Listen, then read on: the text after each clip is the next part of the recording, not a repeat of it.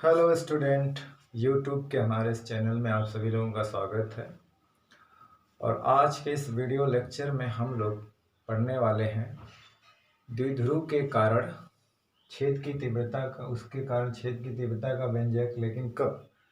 जब बिंदु जो है ना उसके अक्ष पर हो, ना निरक्ष पे हो, बल्कि स्पेस में कहीं पर हो। मतलब हम विद्युत ध्रुव के कारण छेद की तीव्रता का एक सामान्य फार्मूला डेवलप करेंगे, मतलब डिराइव करेंगे, जिस फार्मूले की सहायता से हम कंडीशन रख करके अक्ष पर और निरक्ष पर वैद्युत छेद की द्विध्रुव के कारण तीव्रताओं का व्यंजक प्राप्त कर सकते हैं। तो चलिए शुरू करते हैं। इसमें क्या है कि एक हम मान लेते हैं ये वैद्युत द्विध्रुव है, यहाँ पे माइनस क्यू चार्ज है, यहाँ पे प्लस क्यू चार्ज है, ये इसका सेंटर O है, और जानते हैं यहाँ से इसकी दूरी आधी आधी L 2L पूरी होती है, तो आधी आधी जो होगी वो मान लेते हैं ये L है।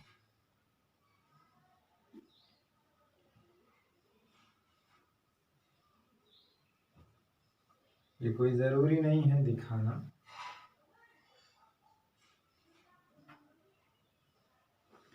अब हम ना इसके अक्ष पर कोई पॉइंट ले रहे हैं, ना इसके निरक्ष पर ले रहे हैं। हम जो है, चलिए इसको हटा देते हैं, कोई ज़रूरी नहीं है देखना। ये पता है कि इसके बीच की दूरी 2L होती है।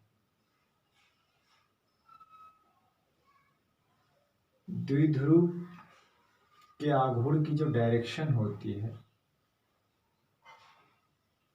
उसकी दिशा से थीटा कोण पे, उसकी दिशा से थीटा कोण पर पॉइंट P ले रहे हैं। किस कोण पर? थीटा कोण पे। और उस पॉइंट P की जो दूरी है यहाँ से वो R है, सेंटर से उसकी दूरी R है। तो इसका जो निर्देशांक हो जाएगा वो R थीटा हो जाएगा, यानी पोलर फॉर्म। यानी कि उस पॉइंट का जो डायरेक्शन है वो द्विध्रुव के आघूर्ण के डायरेक्शन से थीटा कोण पे है और सेंटर से R दूरी पर। तो इसके निर्देशांक क्या हो जाएंगे?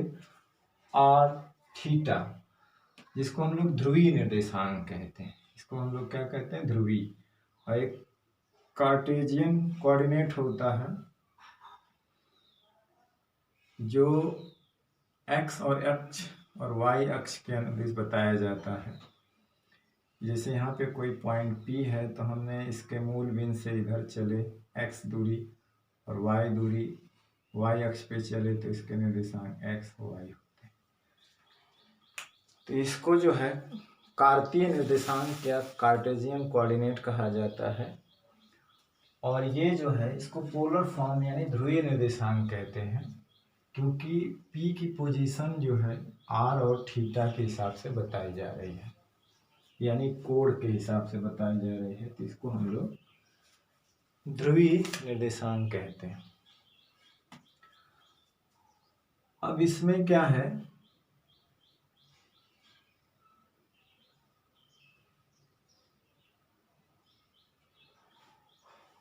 कि इस P को, यानी कि इस द्विध्रुव का जो आघूर्ण है तो उसको हम लोग दो घटकों में वियोजित कर सकते हैं।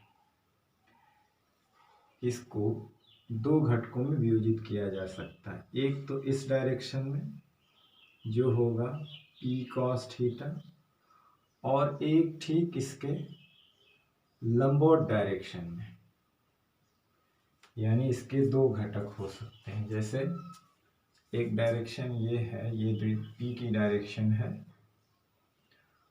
और ये थीटा है, तो इसको इससे जो थीटा से लगे हुए साइड है तो इसको हम लोग P cos थीटा के रूप में, और ठीक है इसके एक लंबवत होगी, इसको हम लोग P sin थीटा के। तो ठीक इसके लंबवत जो घटक होगा ये, इसको हम लोग P sin थीटा कहते हैं।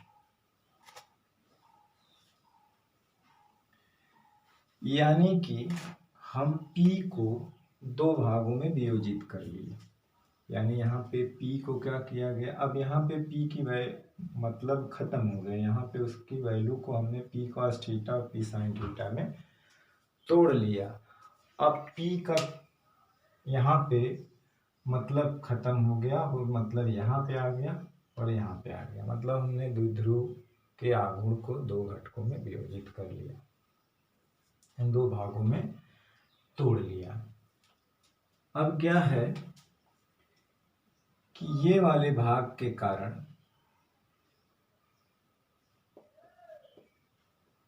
ये वाला भाग, ये भी देखिए द्विध्रुव का आघूर्ण है, ये भी द्विध्रुव का आघूर्ण है, तो इस द्विध्रुव के कारण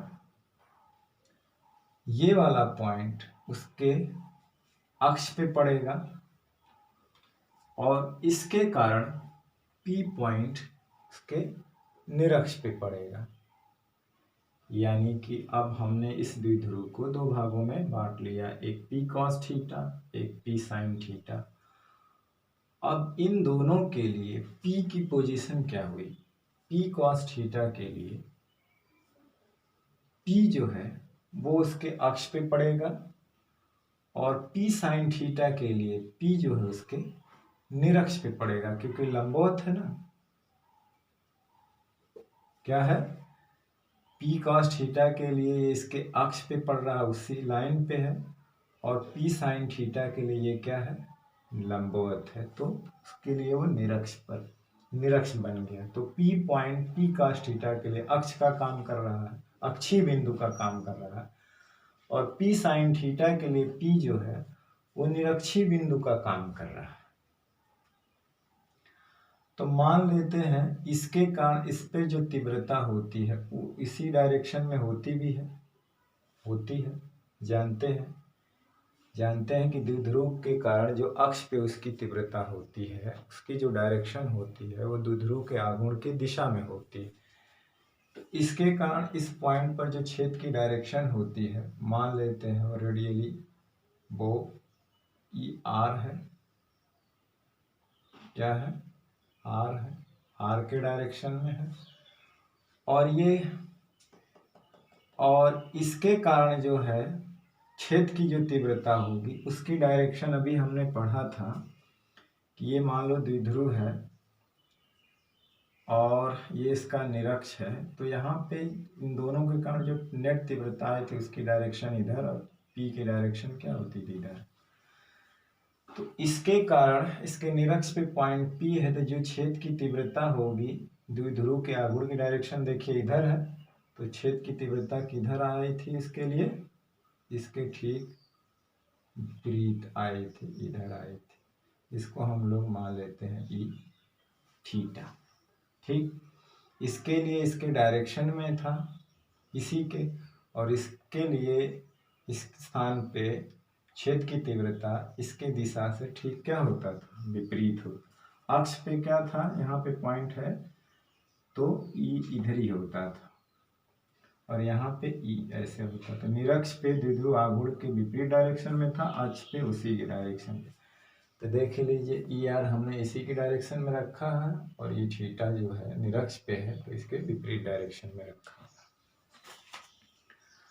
अब दोनों जो एक दूसरे से 90 डिग्री पे हैं, परिणामी इनके बीच से होके जाएगा जिसको हम लोग E कह लेते हैं। तो मान लेते हैं कि इस डायरेक्शन से अल्फा कोण पे परिणामी इधर है, किस कोण पे, अल्फा E। तो चलिए हम नेट निकाल लेते हैं। तो जानते हैं, देखिए ER की वैल्यू क्या होगी, हम जानते थे अक्ष पे हमने छेद की तीव्रता का फार्मूला डेवलप किया था 1/4 पाई एप्सिलॉन नॉट 2P। तो यहाँ पे केवल P था, लेकिन यहाँ पे क्या है, P cos थीटा है अपान दूरी का क्यूब। और निरक्ष के लिए हमने क्या डेवलप किया था, 1/4 पाई एप्सिलॉन नॉट, केवल P था तो P sin थीटा। अब यहाँ पे द्विध्रुव का आघूर्ण P sin थीटा, यहाँ पे क्या P का, वहाँ पे केवल P था। दूरी क्या होगी, इसके लंबवत दूरी क्या है, R। अब नेट निकालने के लिए E है,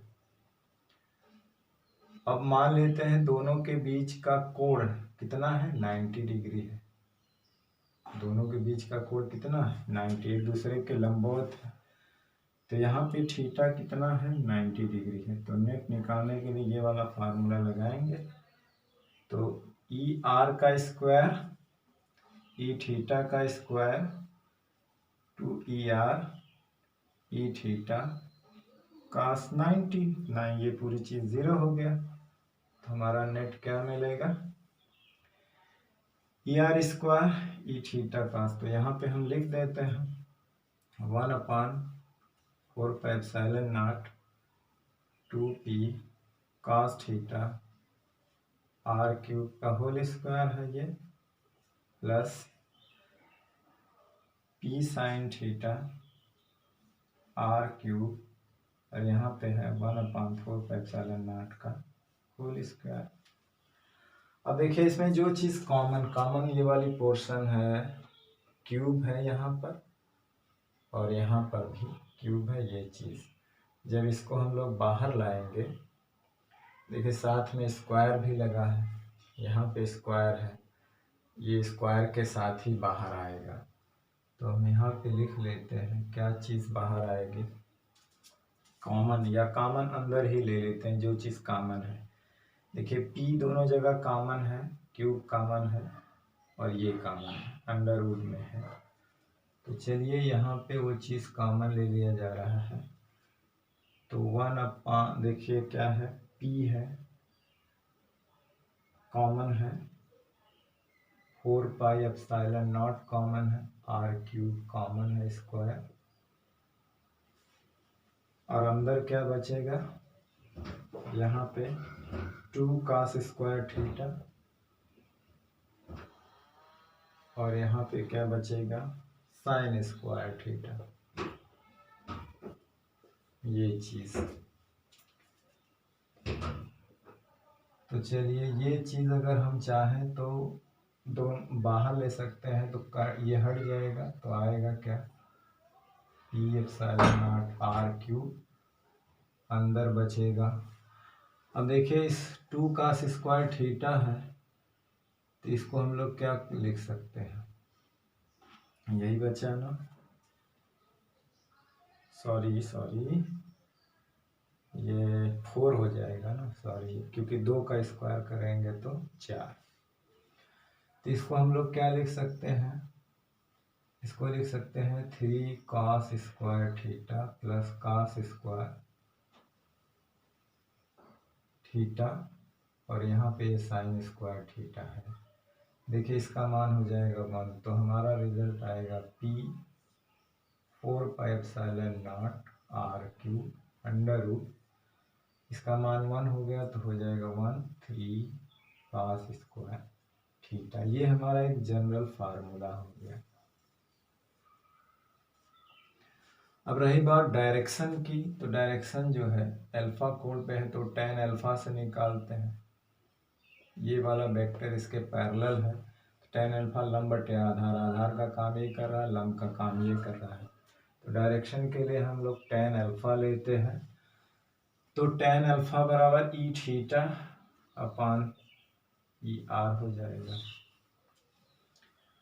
तो चलिए ये चीज़ आप मिटा देते हैं, आप लोगों ने इसको नोट कर लिया होगा,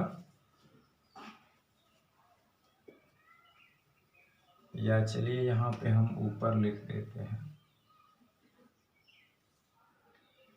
तो tan अल्फा यानी कि ई थीटा की वैल्यू क्या है, 1/4πε0 p sine theta are cube, और यहाँ पे 1/4πε0 2p है cos theta upon r cube. ये कट गया, ये कट गया, ये साइन बटे पी कट गया, 2 नीचे रहेगा, यानी कि जो मिलेगा वो हमारा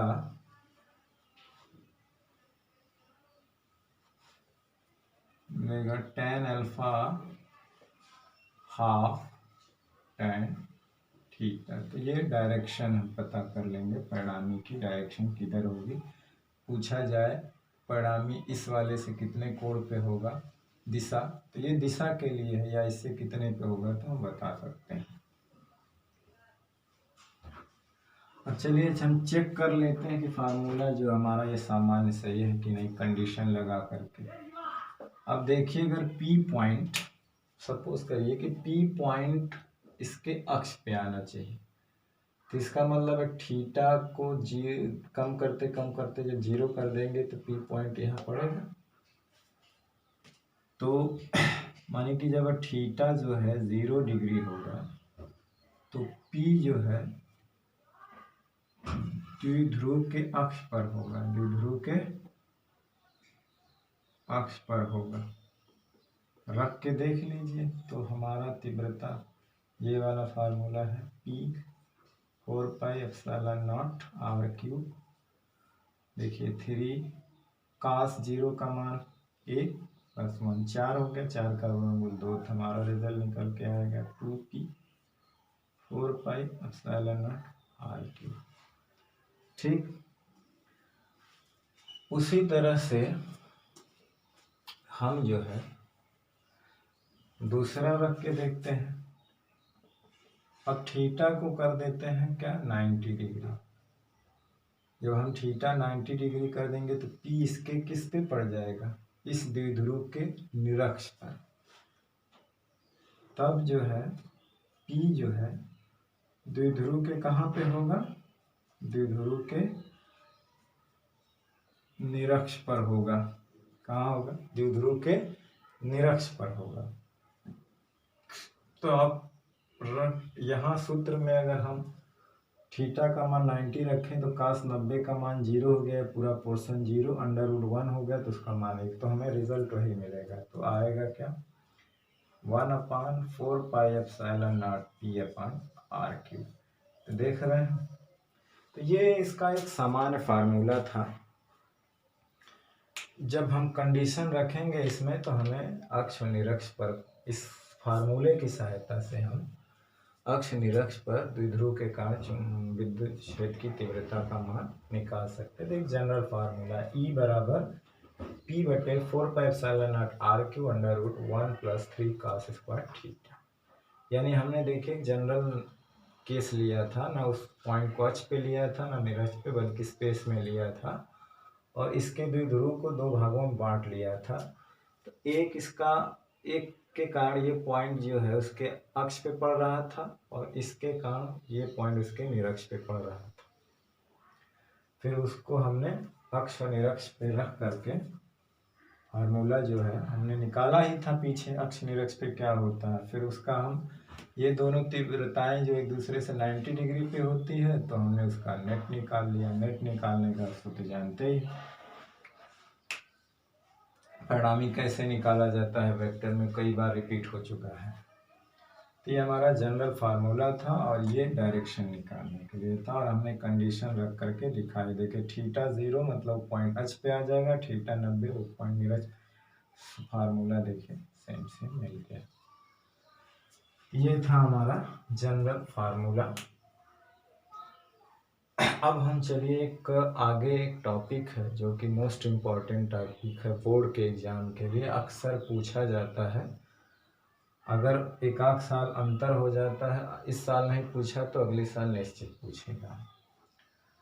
तो चलिए एक मोस्ट इम्पॉर्टेंट टॉपिक है जो कि परीक्षा में थ्योरी में अक्सर पूछा जाता है। वो ये है कि एक समरूप वैद्युत क्षेत्र में अगर द्विध्रुव रखा है तो उस पर लगने वाले बल आघूर्ण का व्यंजक प्राप्त करना। पे लगने वाले बल आघूर्ण का व्यंजक। तो हमारी हेडिंग है मोस्ट इंपॉर्टेंट क्वेश्चन। क्या है कि समरूप मतलब यूनिफॉर्म, एक समान, समरूप वैद्युत क्षेत्र में रखे द्विध्रुव पर लगने वाले बल आघूर्ण का व्यंजक, बल आघूर्ण का व्यंजक, फार्मूला।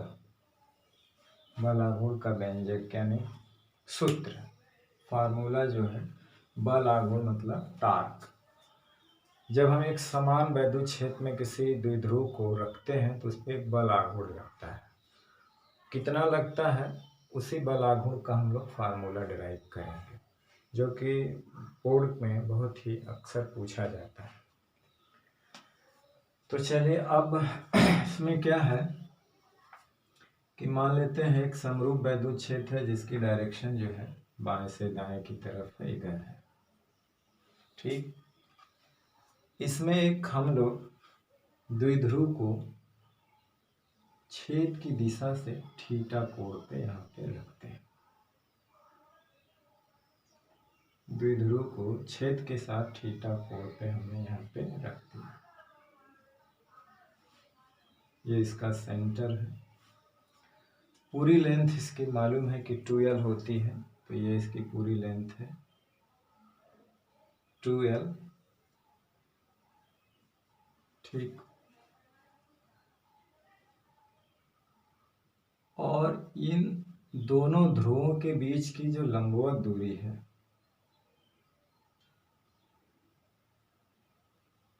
अभी ये चीज जो है ये आएगा आगे। तो इसमें क्या है कि देखिए द्विध्रुव है जो छेद के साथ थीटा कोण पे रखा हुआ है। जैसे हम थीटा कोण पे रखते हैं तो जानते हैं कि इन दोनों ध्रुवों पर या आवेशों पर छेद के कारण बल लगता है। तो जानते हैं धन आवेश पे जो फोर्स लगता है, पीछे बताया हूँ, वो छेद के डायरेक्शन में लगता है। और क्या लगेगा, QE। हम जानते हैं कि फोर्स बराबर होता है QE। धन आवेश पे छेद की डायरेक्शन में और ऋण आवेश पर छेद के विपरीत डायरेक्शन में लगता है। तो दोनों आवेशों पे बराबर और समांतर बल चित्रानुसार लग रहे हैं, जिनकी क्रिया रेखा एक नहीं है, अलग अलग है। इसलिए ये दोनों मिलकर के एक बलयुग्म बना लेंगे। और वो बलयुग्म क्या होता है, इस द्विध्रुव को घूर्णन गति प्रदान करता है और उसके कारण इस पे एक बल आघूर्ण लगता है। और वो बल आघूर्ण होता है जिसको हम लोग टाउ से बताते हैं।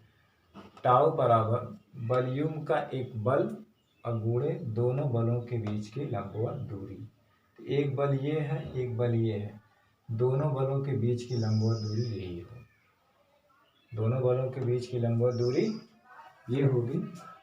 तो ये कितना होगी, अब देखिए जैसे ये थीटा है, ये भी थीटा होगा, क्योंकि ये हमने क्या रखा है, समांतर लाइन खींच दिया।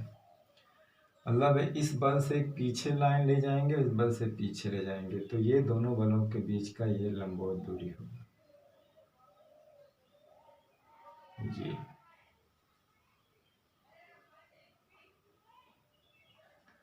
अब ये थीटा है, ये हमने थीटा मान रखा है, ये इसके समांतर है तो संगत कोण से भी थीटा है। ये एक त्रिभुज बन गया जिसमें ये थीटा, ये कर्ण है, ये लंब है। तो जानते हैं कि साइन थीटा बराबर होता, क्यों साइन थीटा ले रहे हैं, क्योंकि हमें लंब और कर्ण में रिलेशन लेना है। अब जैसे कि मान लेते हैं, हाँ, तो इसको हम मान लेते हैं, कोई नाम दे देते हैं, जैसे द्विध्रुव आघूर्ण है AB है मान लीजिए ये,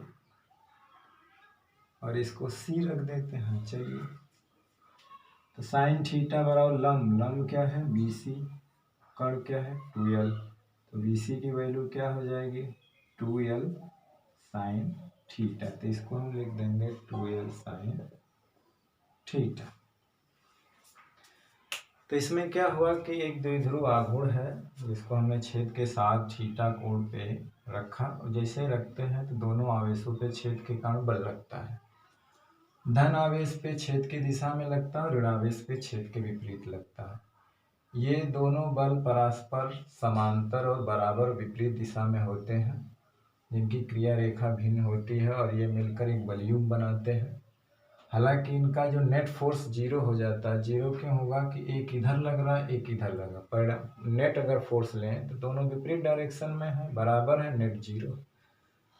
तो इस पे नेट फोर्स तो जीरो है, लेकिन दोनों बलों की क्रिया रेखाएं अलग हैं, परस्पर समांतर हैं और विपरीत डायरेक्शन में है, तो दोनों मिल करके एक बलयुग बनाते हैं। और बलयुग का काम होता है कि उसको जिस पे वो लग रहे हैं फोर्स, उसको घूर्णन गति प्रदान करता है। उस बलयुग के कारण ही इस पे एक बल आघूर्ण लगता है। और बल आघूर्ण का फार्मूला होता है एक बलयुग का एक बल गुणे दोनों बलों के बीच की लंबवत दूरी। तो लंबवत दूरी ये है 2l sin थीटा।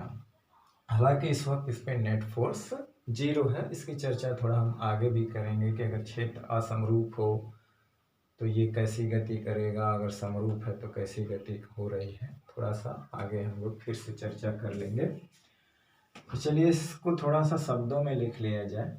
क्या किया जाए, शब्दों में लिख लिया जाए कि जब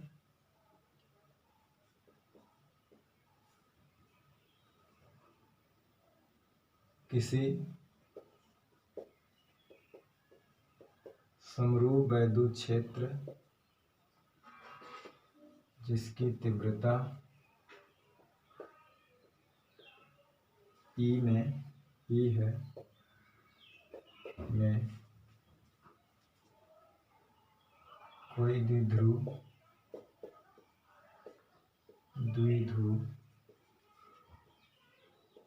क्षेत्र के साथ थीटा कोण पर रखा जाता है। क्षेत्र के साथ कितने कोण पर रखा जाता है? थीटा कोण पर रखा जाता है। तो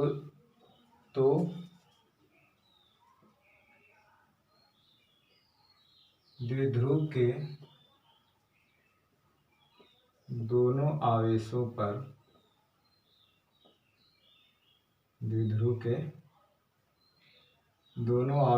पर क्षेत्र के कारण बराबर विपरीत और समांतर बल चित्रानुसार लगते हैं। देखिए चित्रानुसार लग रहे हैं, चित्रानुसार लगते हैं, लग रहे हैं चित्रानुसार। एक छेद के डायरेक्शन में धन आवेश पर और आवेश पर छेद के विपरीत दिशा में बल लगता है, चित्रानुसार लगते हैं। देखिए दोनों बराबर हैं, विपरीत हैं और समांतर हैं, चित्रानुसार लगते हैं। जिनकी क्रियाएं भिन्न होती हैं, जिनकी क्रिया रेखाएं भिन्न हैं। क्रिया रेखाएं क्या है? अगर एक होती तो नेट वाला गुण भी जीरो हो जाता, फोर्स भी जीरो हो जाता, आगे देखेंगे। जिनकी क्रिया रेखाएं भिन्न है, ये दोनों बल मिलकर एक बलों का युग्म यानी कि बल युग्म बना लेते हैं। कपल ऑफ फोर्स बना लेते हैं। ये दोनों बल मिलकर एक युग्म बना लेते हैं जो द्विध्रुव को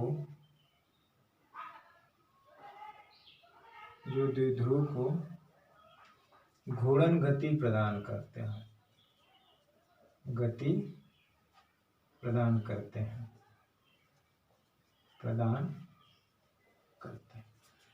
जो द्विध्रुव को क्या करते हैं? घूर्णन गति प्रदान करते हैं। अब इस बल युग्म का आघूर्ण क्या होगा?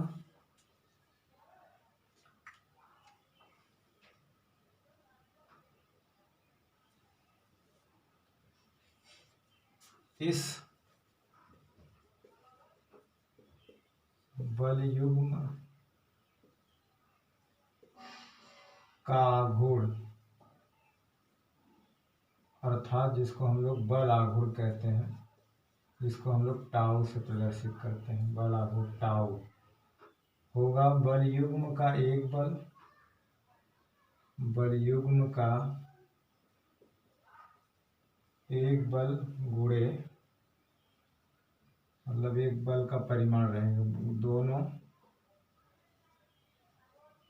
बलों के बीच की लंबवत दूरी, दोनों बलों के बीच की लंबवत दूरी। ठीक, तो हम इस चीज को थोड़ा सा ऊपर मिटा दे, जगह नहीं है। तो ये दोनों बलों के बीच की लंबवत दूरी। अब देखें, दोनों बलों के बीच की लंबवत दूरी हमने पहले ही निकाला, ये है। और एक बल कोई ले लीजिए क्यू ई, तो टाउ बराबर हो जाएगा क्यू ई गुणे 2l साइन थीटा। तो टाउ बराबर हो जाएगा क्यू इंटू 2l रख दीजिए ई साइन थीटा। अब जानते हैं कि P बराबर होता है Q इंटू 2l, तो इसको हम लिख सकते हैं P E sine theta, P sine theta. इसे या तो हम लोग वेक्टर फॉर्म में लिखें, तो इसे लिख सकते हैं P क्रॉस E, क्योंकि आपने देखा है वेक्टर में कि दो सदिशों का जो क्रॉस प्रोडक्ट होता है वो P साइन थीटा होता है। इस दोनों का परिमाण और उनके बीच के कोण का साइन होता है, ज्या होता है।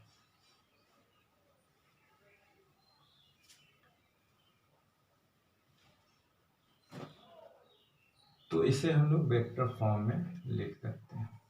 जैसे हम जानते हैं, जैसे एक वेक्टर क्रॉस बी वेक्टर है, जैसे हम लोग क्या लिख सकते हैं, ए बी साइन थीटा लिखते हैं ना। और उसी तरह से डॉट में क्या लिखते थे, ए बी कॉस थीटा।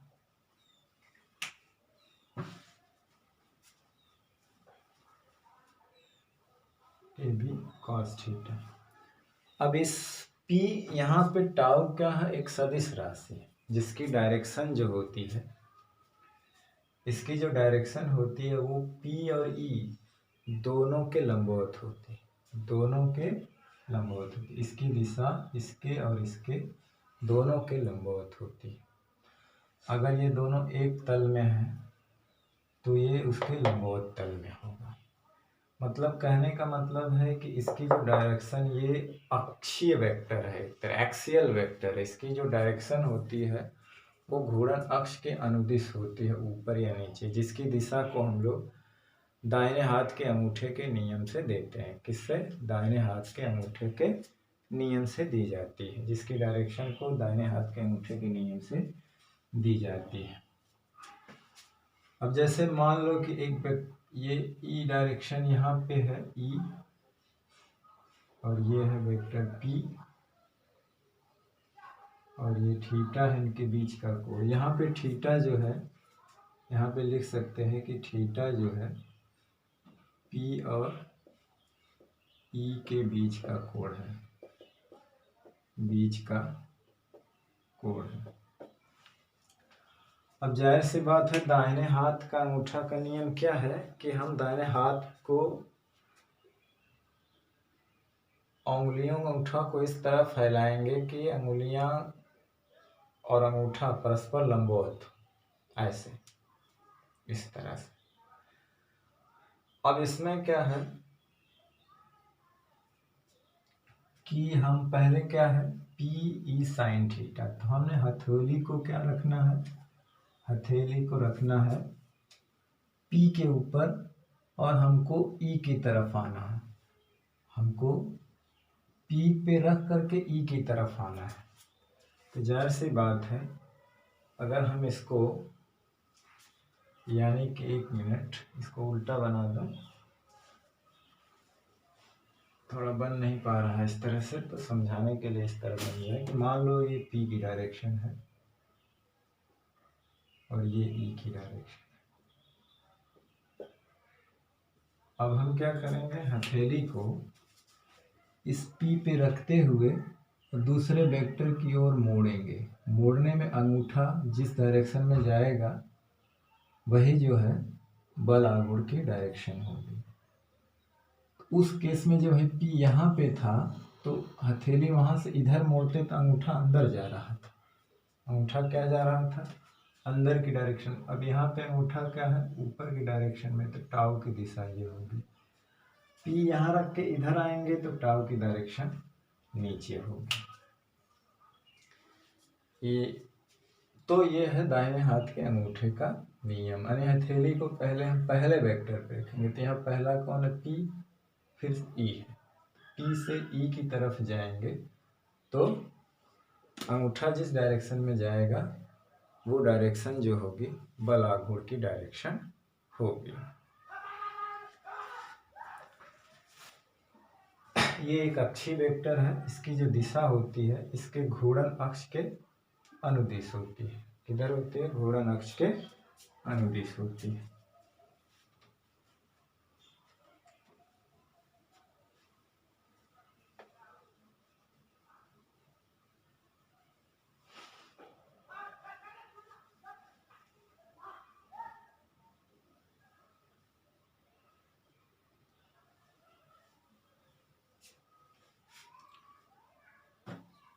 इसका मात्रक तो जानते ही हैं, अभी मात्रक हम लोग निकालेंगे। अब देखें, पूछा जाता है कभी कभी कि बल आघूर्ण का द्विध्रुव पे लगने वाले बल आघूर्ण का अधिकतम मान लिख करके बल आघूर्ण के पदों में द्विध्रुव के आघूर्ण की परिभाषा दीजिए।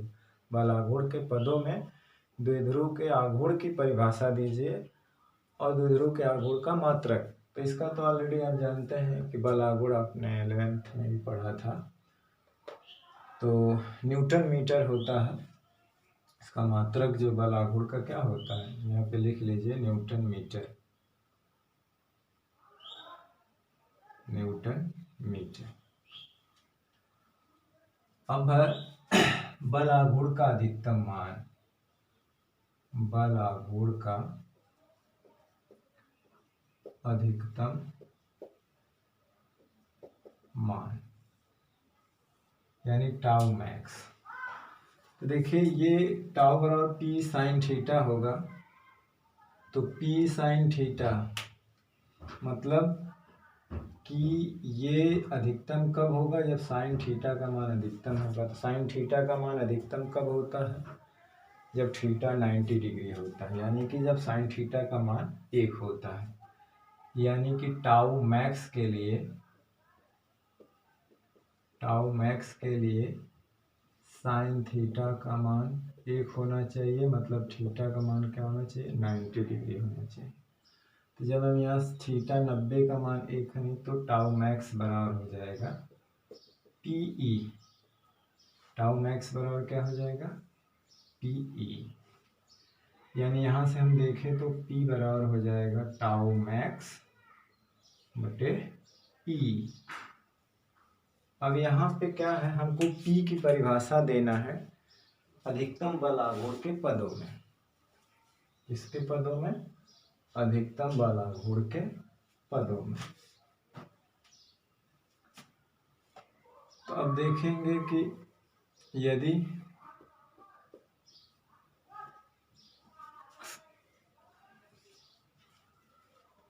अगर मान लीजिए हम E की वैल्यू को 1 रख देते हैं, 1 न्यूटन पर कूलम, तो हमारा P बराबर क्या आ जाता है, टाउ मैक्स। तो इस पद में इसकी परिभाषा क्या दे सकते हैं, यानी कि किसी द्विध्रुव का आघूर्ण, किसी द्विध्रुव का क्या है, आघूर्ण एकांक वैद्युत क्षेत्र में, एकांक वैद्युत क्षेत्र में लगने वाले अधिकतम बल आघूर्ण के बराबर होता है। किसी द्विध्रुव का जो आघूर्ण होता है, किसी द्विध्रुव का द्विध्रुव आघूर्ण जो होता है, इसके एकांक वैद्युत क्षेत्र में, इस पर एकांक वैद्युत क्षेत्र में लगने वाले अधिकतम बल आघूर्ण के बराबर होता, मतलब अर्थात किसी द्विध्रुव का वैद्युत आघूर्ण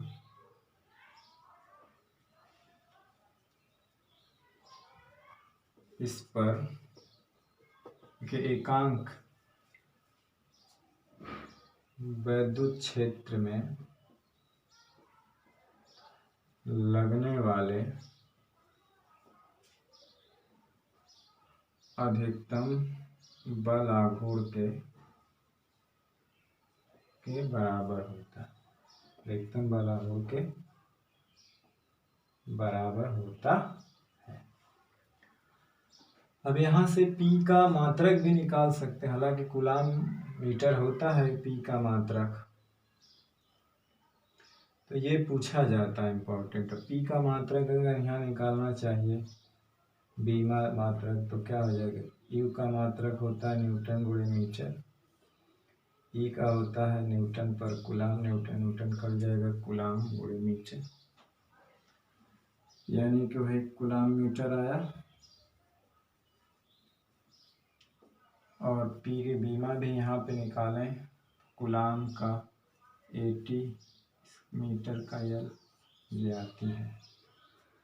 तो इसी तरह से पूछा जाता है कि बल आघूर्ण का मतलब समरूप वैद्युत क्षेत्र में रखे द्विध्रुव पर लगने वाले बल आघूर्ण का व्यंजक प्राप्त कीजिए, फिर बल आघूर्ण का अधिकतम मान लिख करके उसके पदों में द्विध्रुव के आघूर्ण की परिभाषा दीजिए। चलिए अब इसके संतुलन साम्यावस्था के बारे में चर्चा कर लेते हैं।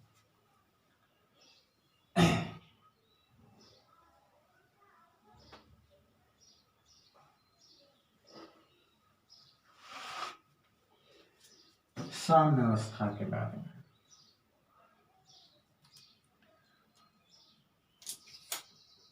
बल आघूर्ण को हम जो है प्रत्यानयन बल आघूर्ण भी कहते हैं, क्योंकि बल आघूर्ण क्या करता है, द्विध्रुव के छेद की दिशा में लाने का प्रयत्न करता है। बल आघूर्ण जो है द्विध्रुव को छेद की दिशा में यानी साम्य अवस्था में लाने का, छेद की दिशा में लाने का प्रयत्न करता है। मतलब देख रहे हैं ना, ये क्षेत्र था, इस पे एक इधर बल लग रहा है, एक इधर, ये इसके घूमने की डायरेक्शन क्या है इधर, तो ये घूम करके छेद की डायरेक्शन में आने का प्रयास करता है, यानी कि साम्यावस्था। साम्यावस्था क्यों हो जाती है, क्योंकि यहाँ पे जो है थीटा 0 हो जाता है तो साइन 0 का मान 0 हो जाता है, और ये फोर्स यहाँ पे फोर्स तो नेट 0 है, तो इसलिए बल भी 0 हो जाता है और बल आघूर्ण भी 0 हो जाता है, तो वो साम्य अवस्था में आ जाता है। तो बल आघूर्ण द्विध्रुव को छेद की दिशा में लाने का प्रयत्न करता है,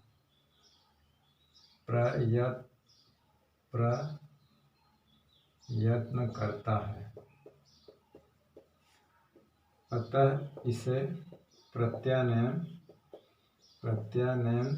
बल आघूर्ण भी कहते हैं, रिस्टोरिंग टार्क प्रत्यानयन बल आघूर्ण भी कहते हैं, आघूर्ण भी कहते हैं।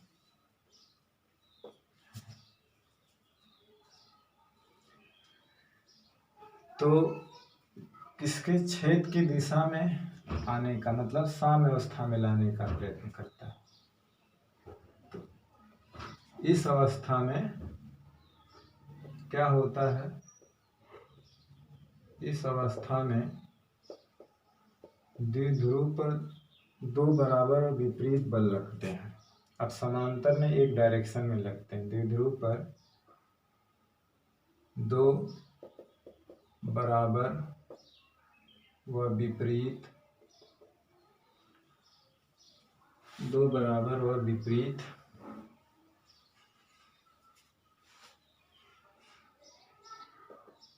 बल लगते हैं और एक लाइन में लगते हैं।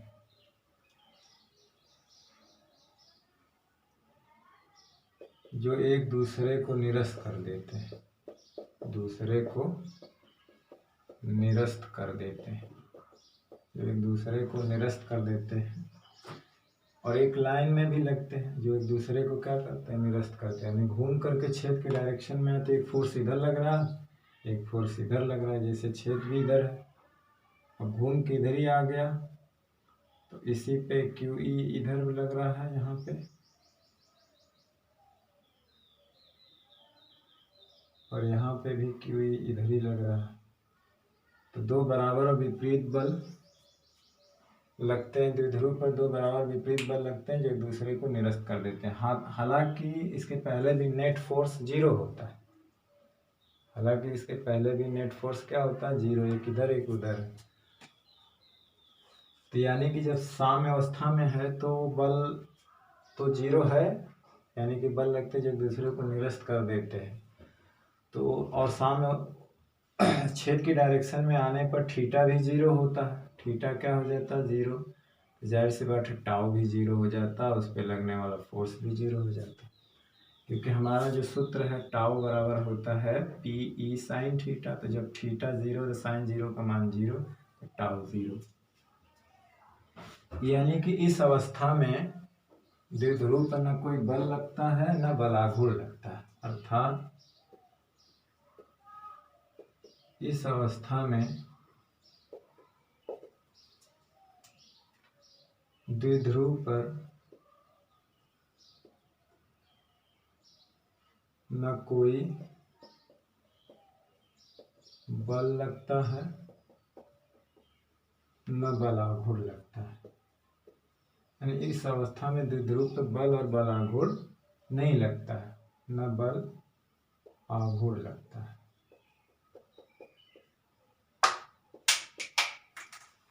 द्विध्रुव की इस अवस्था को क्या कहते हैं, द्विध्रुव की इस अवस्था को साम्य अवस्था कहते हैं। क्या कहते हैं, साम्य, इक्विलिब्रियम पोजीशन कहते हैं, साम अवस्था कहते हैं, साम्य अवस्था कहते हैं, इक्विलिब्रियम पोजीशन कहते हैं, स्टेट में आ गया। न फोर्स लगता है कोई नेट और ना ही टार्क लगता है। अब ये साम्य अवस्था दो तरह की होती है, एक अस्थाई साम्य अवस्था होती है और एक अस्थाई साम्य अवस्था होती है। अगर इस अवस्था से द्विध्रुव को थोड़ा सा विस्थापित करके अगर हम छोड़ दें और वो पुनः उसी अवस्था में आ जाए तो कहा जाता है कि वो साम्य अवस्था, अस्थाई साम्य अवस्था। और वह पुनः अपनी साम्य पहली अवस्था में न आए तो कहा जाता है कि वो अस्थाई साम्य अवस्था है। तो यदि इस अवस्था से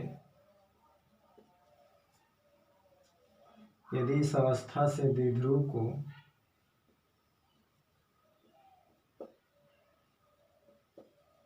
थोड़ा सा विस्थापित करके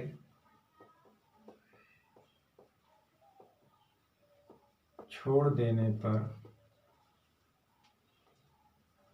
वह पुनः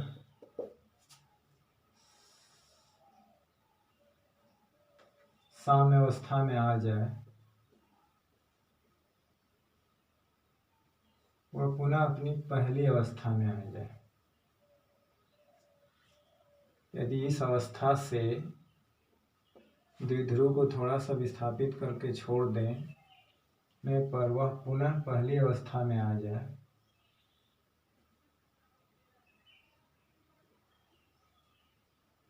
जिस अवस्था में था उसी अवस्था में आ जाए, तो संतुलन अस्थाई होता है। तो साम्य अवस्था जो होता है, या तो साम्य अवस्था जो होती है अस्थाई साम्य अवस्था होती है।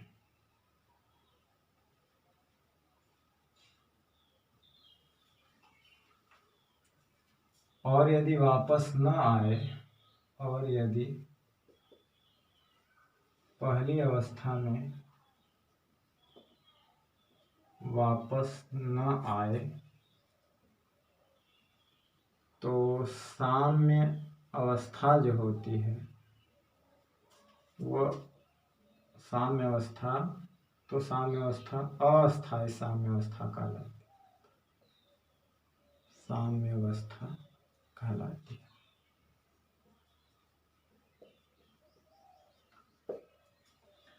अब इसमें क्या है कि यदि P और E के बीच का कोण थीटा अगर शून्य हो तो साम्य अवस्था स्थायी होती है। साम्य अवस्था कैसी होती है? स्थायी होती है,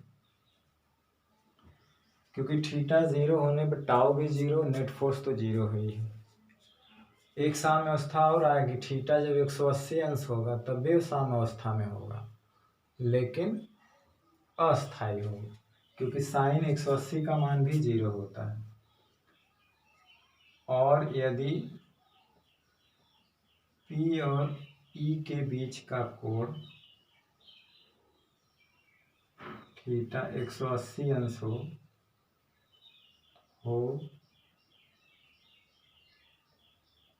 तो साम्य अवस्था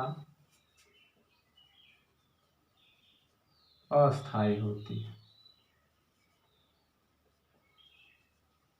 तो साम्य अवस्था कैसी होती है? अस्थायी होती है। अगर थीटा पी के बीच का कोण थीटा जीरो हो तो साम्य अवस्था तब भी होती है, लेकिन स्थायी होती है। अगर पी ई के बीच का कोण 180 अंश हो तो साम्य अवस्था तब भी होती है, लेकिन अस्थायी होती है। थीटा साइन जीरो का मान जीरो, 180 का मान जीरो, दोनों केस में टाउ जीरो होता है। ऑलरेडी फोर्स नेट तो जीरो है ही है। यहाँ जब दोनों यानी कि नेट फोर्स नेट बल आघूर्ण जीरो होता है तब कहा जाता है कि वो चीज साम्य अवस्था। तो यहाँ तो ऑलरेडी टाउ अरे नेट फोर्स जीरो है, क्योंकि दो बल बराबर विपरीत डायरेक्शन में लगते हैं तो नेट जीरो होता है। लेकिन जब हम थीटा जीरो रखते हैं तब भी टाउ जीरो, 180 पे भी टाउ जीरो होता है। लेकिन दोनों केस में साम्य अवस्था होती है, लेकिन जब थीटा जीरो होता है तो वो अस्थायी होती है, जब थीटा 180 अंश होता है तो वो अस्थायी होती है। देख लेते हैं कैसे।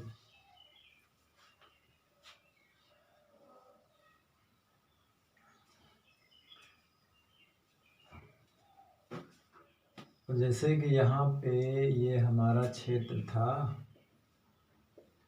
और ये द्विध्रुव है, इसमें साम्य अवस्था में है। हमने थोड़ा सा मालूम विस्थापित कर दिया इसको थीटा कोण पे। इसमें फोर्स एक तो इधर लग रहा था, इसमें इधर, दोनों बराबर विपरीत डायरेक्शन में थे तो नेट जीरो, हालांकि यहाँ पर भी नेट जीरो ही रहेगा। अब चार्ज यहाँ पे आ गया, यहाँ पे अब फोर्स इधर लग रहा है क्यू ई और इस पे लग रहा है क्यू ई। हमने थोड़ा सा विस्थापित करके छोड़ दिया। इस पे लग रहा है बल आघूर्ण। देखिए बल आघूर्ण क्या करता है, किसी चीज को अगर घूमने के लिए स्वतंत्र तो उसको उसके अक्ष के अनुदिश घुमाता है। दो तरह का बल आघूर्ण होता है, एक दक्षिणावर्त होता है, एक वामावर्त होता है। वामावर्त पॉजिटिव होता है, दक्षिणावर्त नेगेटिव होता है। हालांकि हमें यहाँ मैग्नीट्यूड से बात है कि दोनों अगर एक डायरेक्शन में, यहाँ पे देखिए ये भी एक बल आघूर्ण होगा, ये भी बल आघूर्ण, दोनों की डायरेक्शन एक होगी तो दोनों को जोड़ लेंगे, ऐड कर लेंगे। अब देखिए जैसे हमने इसको विस्थापित किया, ये फोर्स इधर है, ये फोर्स इधर, तो घुमाने की प्रवृत्ति कैसी है? इस डायरेक्शन, यानी ऐसे है। तो इसका मतलब जब हमने इसको विस्थापित कर दिया तो ये फिर से वापस उसी अवस्था में आ जाएगा, फिर से उसी अवस्था में आ जाएगा। तो इसको हम लोग कहते हैं साम्य अवस्था, क्योंकि पहले कैसा था, यहाँ पे थीटा क्या था, 0 डिग्री था, फिर हमने उसको थीटा ही विस्थापित कर दिया, छोड़ा तो फिर ऐसे आ गया। क्यों आ गया? क्योंकि इसके घूमने की प्रवृत्ति ऐसे है, ये इसको इधर घुमाएंगे, ये इसको घुमा के फिर इसी डायरेक्शन में ला दी, टाउ फिर 0 हो गया यहाँ पे। तो ये स्थायी है, मतलब उसको थोड़ा सा विस्थापित करके छोड़ के पहले पुनः पहली अवस्था में आ जाए तो अस्थायी है, आ भी जाएगा। लेकिन एक दूसरी कंडीशन है, छेद इधर था, अब उसको दूसरी साम्यावस्था कब प्राप्त होती है? 180 अंश पे। थीटा कितनी होता है? 180, यानी अगर हमारा प्लस इस साइड चला गया, माइनस इस साइड चला गया। अब इसको थोड़ा सा विस्थापित करके हमने इसको छोड़ दिया, मान ली थीटा को। अब क्योंकि यहाँ पे माइनस है तो माइनस पे छेद के विपरीत बल लगेगा QE, और यहाँ पे प्लस है, छेद के डायरेक्शन में लगेगा। पहले हम उसको 180 पे ले जाएंगे तभी तो साम्यावस्था में आएगा, तो पोल बदल गया। अब इसमें क्या था, 0 डिग्री पे प्लस इधर रहेगा, माइनस इधर रहेगा। फिर इसको विस्थापित किया तो ये फोर्स इसको फिर वापस इधर ही लेके आएगा। लेकिन यहाँ केस उलट गया, जब 180 पर भी टाउ 0 है, लेकिन यह साम्यावस्था तब भी आएगी, लेकिन अस्थायी आएगी, क्योंकि हमने इसको थोड़ा सा विस्थापित किया। तो देखिए ये माइनस चार्ज था, यहाँ पे फोर्स इस डायरेक्शन में लगा, जिधर हमने विस्थापित किया उधर ही देखिए फोर्स लग रहा है। तो जब हम इसको छोड़ेंगे तो ये फोर्स इसको वापस इधर नहीं लाएगा, बल्कि उसको उधर ले जाएगा। तो छोड़ने पे पुनः फिर साम्यावस्था में नहीं आएगा, पुनः साम्यावस्था में नहीं आएगा, ये फोर्स इसको इधर खींच ले जाएगा। तो इसीलिए ये साम्यावस्था तो होती है लेकिन अस्थायी होती है। कैसे होती है? इसमें क्या था, हमने विस्थापित किया, छोड़े, फिर ये फोर्स इसको इधर ले आया। इसमें क्या था कि 180 अंश का मतलब है कि प्लस इधर आ जाएगा, माइनस इधर। अब इसको उस अवस्था से थोड़ा विस्थापित करके छोड़े तो वापस इधर नहीं आएगा, क्योंकि ये फोर्स इसके उल्टे लगा है। इसको फिर जिधर विस्थापित किए उधर ही खींच ले जाएगा।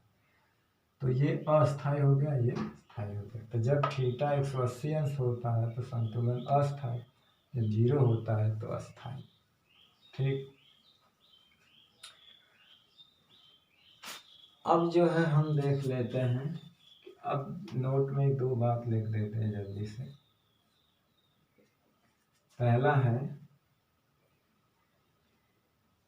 कि समरूप वैद्युत क्षेत्र में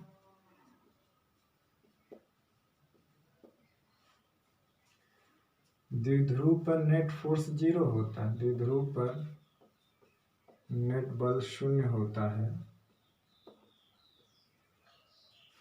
अतः इस क्षेत्र में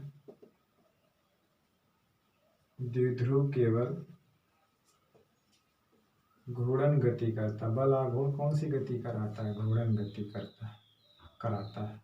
इसमें केवल घूर्णन गति करेगा, रेखीय गति नहीं होगी। दूसरी बात क्या है कि अगर छेद असमरूप हो, यानी कहीं पे छेद की तीव्रता ज़्यादा, कहीं कम, कहीं ज़्यादा, कहीं ज़्यादा कम है, तो नेट फोर्स 0 नहीं हो पाएगा।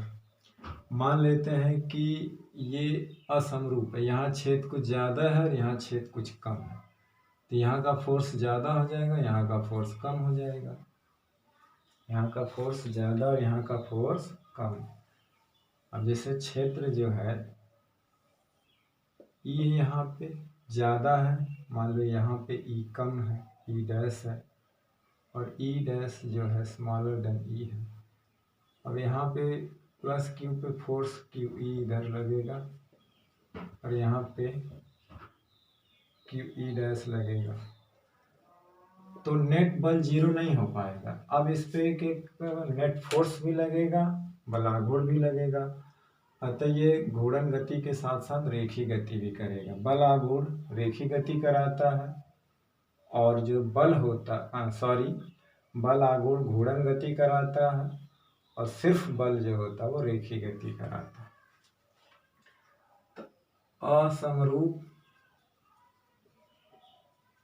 वैद्युत क्षेत्र में द्विध्रुव पर बल आघूर्ण के साथ साथ